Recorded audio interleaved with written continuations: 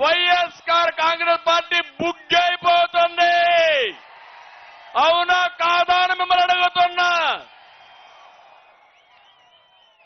అందుకే ఈరోజు మీ అందరికీ ఒకటే విజ్ఞప్తి చేస్తున్నా. మేమిద్దరం కలయిక ఈ రాష్ట్ర భవిష్యత్తు కోసం చేసిన కలయిక. ఈరోజు 99 సీట్లు అనౌన్స్ చేశాం. మిగిలిన సీట్లు కూడా అనౌన్స్ చేస్తాం. ఈ రెండు కూడా మీ ఆశీర్వాదాల కోసం మొదటి మీటింగు ఈ తాడేపల్లిగూడెంలో పెట్టాం. ఇది చూసిన తర్వాత నాకు అర్థమైపోయింది, ఈ గెలుపు ఎవ్వడు ఆపలేడు. గెలుపు మనదే. అవునా కాదా? అయితే మేము కూడా ఒక బాధ్యతగా అభ్యర్థుల ఎంపిక కూడా చేస్తున్నాం.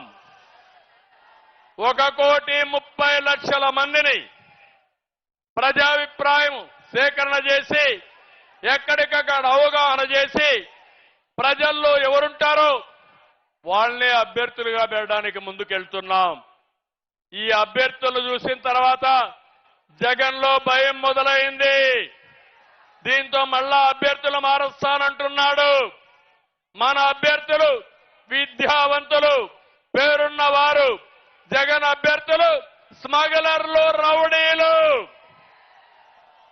వైసీపీ అభ్యర్థులు మళ్ళా గెలిస్తే రక్షణ ఉంటుందా అని మిమ్మల్ని అడుగుతున్నా.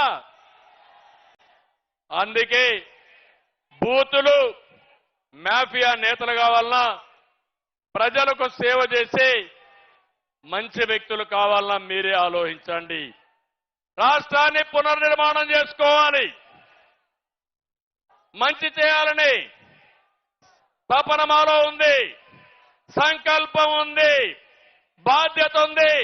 కావాల్సింది మీ మద్దతు ఇస్తామని ఆశీర్వదించమని మరొక్కసారి కోరుతున్నా. జగన్ రాష్ట్రాన్ని ఎలా దోచుకోవాలో స్కెచ్ ఉంది. మా దగ్గర రాష్ట్రాన్ని ఎలా అభివృద్ధి చేయాలి, ఎలా నిలబెట్టాలని బ్లూ ప్రింట్ ఉందని మీ అందరికీ విజ్ఞప్తి చేస్తున్నా. బాధుడు లేకుండా సంక్షేమం చేస్తాం, కోతలు లేకుండా పథకాలు ఇస్తాం, పెట్టుబడులు తెచ్చి సంపద సృష్టిస్తాం, నీళ్లు ఇచ్చి రైతులు బతికిస్తాం, యువతకు ఉద్యోగాలు ఇస్తాం.